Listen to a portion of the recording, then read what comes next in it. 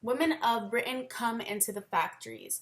World War II caused a shift in the societal norm that women should stay at home with the children, while the men were out at work.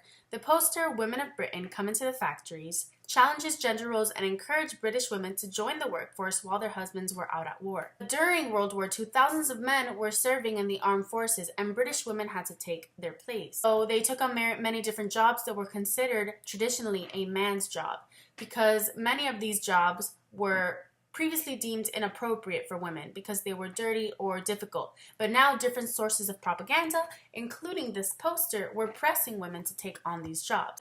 Two of my sources, the Imperial War Museum and the Australian War Memorial, and other sources, state that the poster was designed by Philip Zeck, British political cartoonist for the Daily Mirror newspaper, and the poster was a primary source that was published in Great Britain in 1941 during World War II. The propaganda was effective because, as stated in another one of my sources, the UK Ministry of Defence, by mid-1943, almost 90% of single women and 80% of married women were working in factories, on the land, or even in the armed forces. Philip Zeck decided that commercial art was too restrictive for his analytical style, and as a socialist and a Jew, he could not just stay on the sidelines creating safe work. So he was actually very against Hitler and the Nazi regime, obviously. You know, he was a socialist and a Jew. So he put his hatred out for them into his political cartoons. He's a postmodern man. He fought against foundationalism, and instead of staying quiet and continuing with his commercial art, he attacked through his political cartoons. And he clearly backed the idea that passivity won't help move forward human history. His design for Women of Britain Come into the Factories was not a direct attack on Hitler and the Nazis. It was an aid to the war effort in Britain, and it influenced equality between men and women in the workforce. The poster goes against the idea that tradition is the absolute truth and encourages progress and change in society. So that's why this poster is very postmodernistic.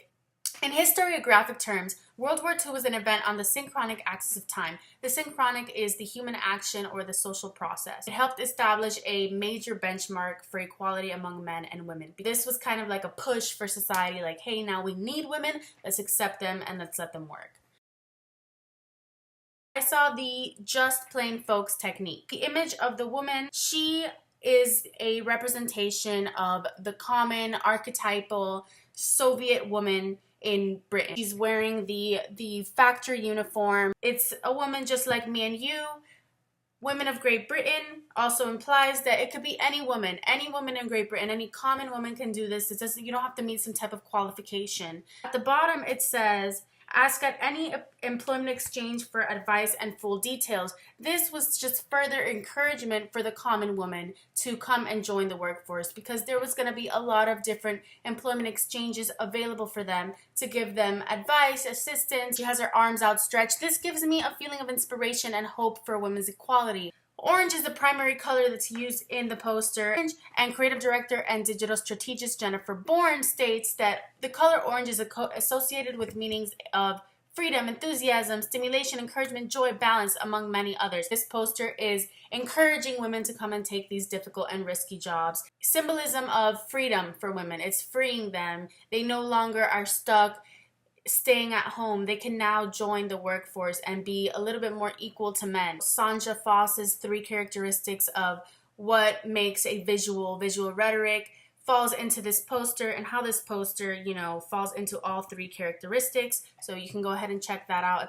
The stack cards technique is where only one side of an issue is presented. It's a very positive and uplifting poster, as you can see, but it doesn't show any of the potential dangers. It doesn't show, the risks, the negatives. It mainly just shows the positives, like come and work for the factory, we're smiling, we're happy, come do your part. So the meta-narrative is the liberation of women. It was finally accepted and encouraged for women to join the workforce, and it can be argued that the war forced society to accept these new gender roles that were assigned to women. If there was not this dire need for the women to come work in the factories, perhaps women would have not been accepted into the workforce for many more years to come.